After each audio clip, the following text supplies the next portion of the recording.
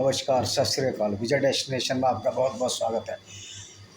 आज जो बड़ी ही ब्रूचुअल जो किलिंग हुई है 27 और 28 की रात को, उसके बारे में हम चर्चा करेंगे। मनीष गुप्ता जो कि कानपुर के रहने वाले थे और गोरखपुर घूमने आए थे अपने मित्रों के साथ। पहली बात तो ये है कि अगर वो शराब भी पी रहे थे और घर अपने कमरे में सो रहे थे, शराब पीना कोई अपराध नहीं है।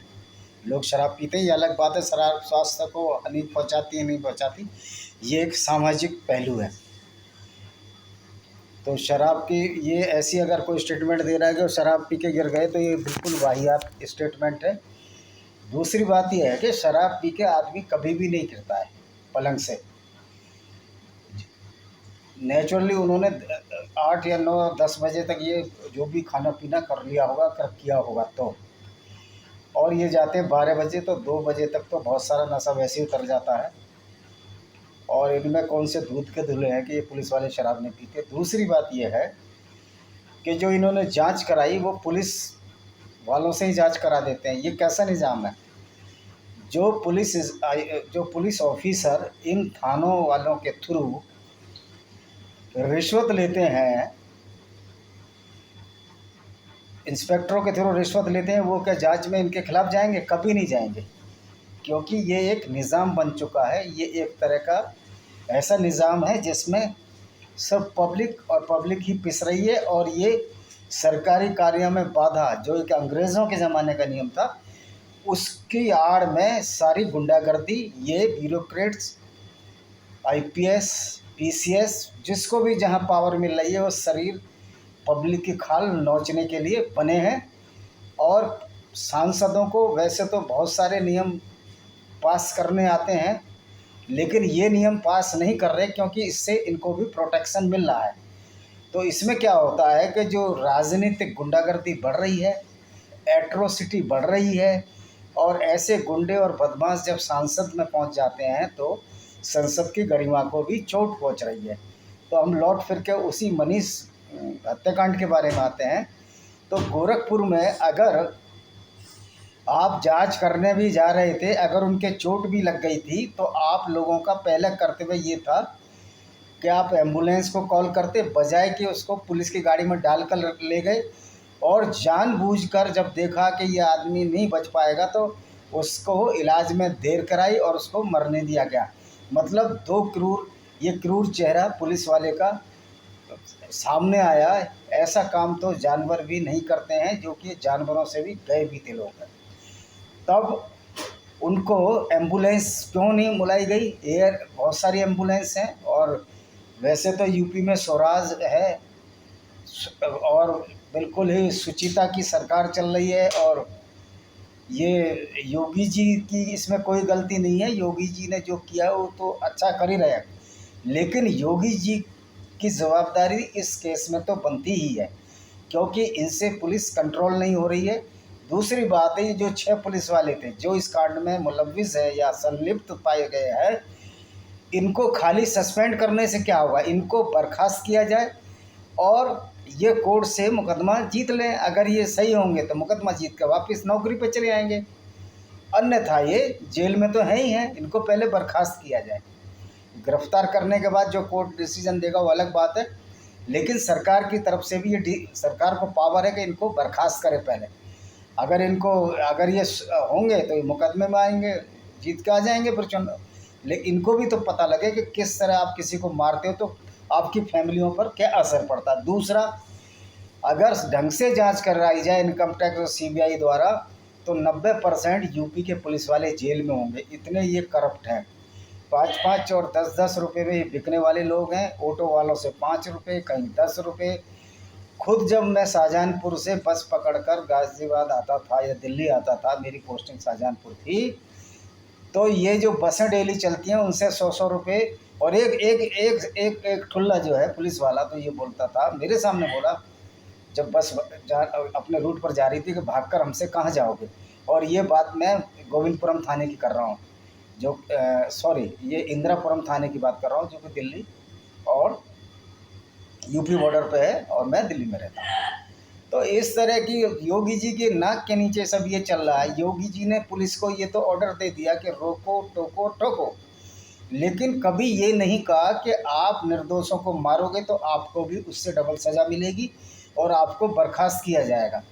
और जो एसएसपी विपिन ताड़ा, ये सत्यपाल सिंह जो कि बम्बई के पुलिस कमिश्नर रह चुके हैं और बीजेपी के सांसद हैं बागपत से, तो सत्यपाल सिंह द्वारा ही इनको बचाया जा रहा है। नहीं तो जिस तरह से ये थ्रेटनिंग दे रहे हैं ये और वहाँ का डिस्ट्रिक्ट मजिस्ट्रेट विजय किरण आनंद कि आप मुकदमे में मत जाओ, आप मेरी बहन जैसी हो, तो ऐसा घटिया और निर्लज इंसान क्या होगा जो डीएम की पोस्ट पर बैठे हुए आईएएस पास करके, इंडियन नेशनल सर्विस पास करके ये बोल रहा है कि तुम मेरी बहन जैसे, मुकदमे मत जाओ। जो अपने बहनों के कातिल को बचाने के लिए ये सब बोल रहा था। इससे निर्लज, बेशरम, बेहया कौन होगा? किस तरह का ये अफसर है और ये जहाँ जहाँ जाएगा इसी तरह के गुल खिलाएगा। और विपिन ताड़ा धमका रहे हैं, पुलिस की वर्दी में मीनाक्षी को धमका रहे हैं। उनका वीडियो आया था कि ये आए थे, ऑन ड्यूटी थे। तो ये तो बहुत ही अच्छा किया है कि योगी जी ने पुलिस का जो जांच है, न्यायिक जांच का दायरा सीबीआई को सौंपने की बात कही है। दूसरी बात ये है, आपको निज़ाम बदलना पड़ेगा। अगर मैं एफसीआई के अफसर की करप्शन की जांच एफसीआई का ही अफसर करेगा तो ये कभी होने वाला नहीं है, क्योंकि मैंने एफसीआई को बहुत नज़दीक से देखा है। इनका पूरा पूल सिस्टम है जो मैनेजिंग डायरेक्टर तक जाता है और मैनेजिंग डायरेक्टर से मिनिस्टर तक जाता है। जो पिछली गवर्नमेंट में रामविलास पासवान जी थे, जो अब दिवंगत हो चुके हैं, वो कोई ईमानदार नेता नहीं था, लेकिन मोदी जी को ऐसी क्या आवश्यकता पड़ी कि उसको भी गवर्नमेंट में लेना पड़ा। और ये जाति के नाम पर इस तरह के करप्शन चलते आ रहे हैं कि जाति को साधना है। मैं कहता हूँ जाति में आपको ईमानदार आदमी नहीं मिलते, गुंडे, बदमाश और बेईमानी क्यों मिलते हैं? आप किसी आदमी को लाओ, ये आज की राजनीति की वो है, डिमांड है कि आप ऐसे लोगों को, ऐसे हीरों को तराशोगे जो सामने आए, जैसे बीजेपी में आरएसएस के लोग सामने आते हैं। तो इस तरह के व्यवहार कुशल और अच्छे लोगों को जो सामाजिक शुचिता को जानते हो और समझते हैं। दूसरा ये है कि आईपीएस और आईएएस को बर्खास्त करने का तरीका बहुत आसान होना चाहिए। अगर ये कोई एट्रोसिटी करते हैं, कोर्ट केस नहीं, कोई भी सिविल सर्वेंट डी से लेकर ए कैटेगरी का या क्लास 1 से लेकर क्लास 4 तक का जो कैंडिडेट, जो ऑफिसर है या कर्मचारी है, पहले उसको बर्खास्त किया जाए और प्रथम दृष्टया बर्खास्त किया जाए और फिर वो कोर्ट से आए, केस लड़े। अगर जीतता है तो आ जाएगा, नहीं जीतता तो उसके लिए जेल है ही। तो और ये जांच उसी विभाग के अधिकारी से कराने के बजाय, जैसे डिग्री कॉलेज के प्रोफेसर्स हैं या जो ईमानदार लोग हैं और दूसरे हैं, उनसे जांच कराई जाए। और जो साइंस के लोग हैं जो कि ये सब जानते हैं कि किस तरह मर्डर होता है और क्या क्या चेक होता है, केमिस्ट्री के हैं, जूलॉजी के हैं, हार्वेसे के, हिस्ट्री के हैं, जो भी है, जो उसमें फिट बैठते हो, 8-10 लोगों को जोड़ा जाए, उनसे जांच कराई जाए। क्योंकि ये तो कॉकस बना हुआ है। इंस्पेक्टर पहले थाने बिकते थे, अभी बिकते होंगे, योगी जी को कुछ नहीं पता होगा, थाने बिकते थे।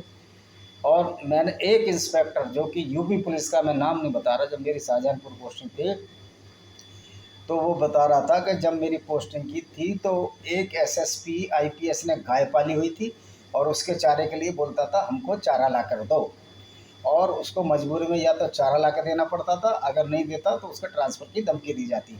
ये सत्य बात है और ये प्रूफ भी हो जाएगी। जो ये गाय भैंसें इन्होंने अपने तबेले बना रखे हैं इन लोगों ने, आईएएस आईपीएसों ने, ये बेगारी कराते हैं क्या? पुलिस का सिपाही बेगारी करने आता है? इतने पढ़े लिखे लोग आ रहे हैं, बीए एमए पुलिस वाले आ रहे हैं, और जब उनको लगता है कि ये तो गाय का चारा और गाय की सानी करनी पड़ रही है, इनकी खोड़ धोनी पड़ रही है, तो उनका भी मनोबल गिरता है, तो उनकी ड्यूटी की गरिमा भी कम होती है। पहली बात तो इनसे नौकर चाकर बिल्कुल छीने जाएँ, ये सिविल सर्वेंट है, अपने घर का काम इनको खुद करना चाहिए। ये इंडियन एडमिनिस्ट्रेटिव सर्विस है, इंडियन सिविल सर्विस नहीं है जो अंग्रेज़ों ने बनाई थी, जो अंग्रेज़ नौकरों का शौक़ रखते थे। तो ये जो मनीष गुप्ता का जो हत्याकांड है, इसमें इन लोगों को पूरा बर्खास्त किया जाए। एफआईआर तो एक मैटर अलग की बात है, सरकार के पास ताकत है उनको एफआईआर, इनको बर्खास्त करने की, और जो थ्रेटनिंग दे रहे हैं इन दोनों अफसरों को भी बर्खास्त किया जाए। और सीबीआई में जांच तो चलेगी, नहीं तो बहुत बड़ा एक जनता आंदोलन चलाया जाएगा निश्चित तौर पे इन लोगों को बर्खास्त के बिना।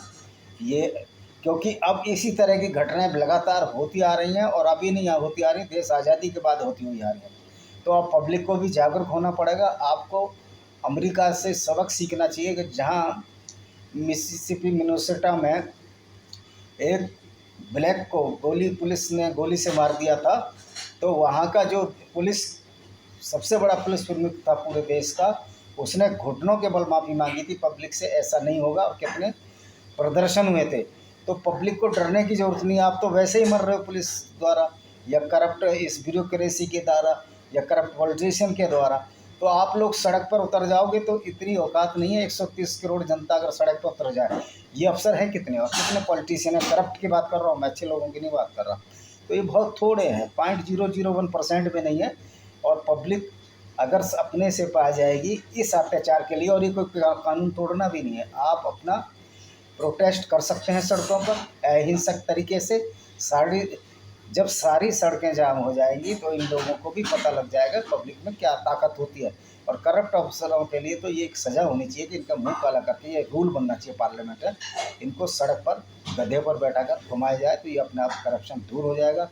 और ये किलिंग विलिंग जो जगत नारायण सिंह लूटने आया था, वो डकैत था, वो लूटने आया था। और एक ऐसे हंसते खाते उजड़ते परिवार को इन्होंने उजाड़ दिया।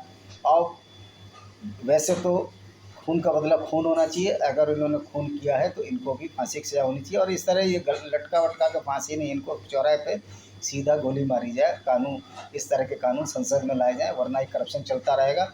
और अगर जनता कहीं उग्र और जागृत हो गई तो ये संभाले से नहीं संभलेगा। यहाँ देश में वाकई एक क्रांति की और ज़रूरत है।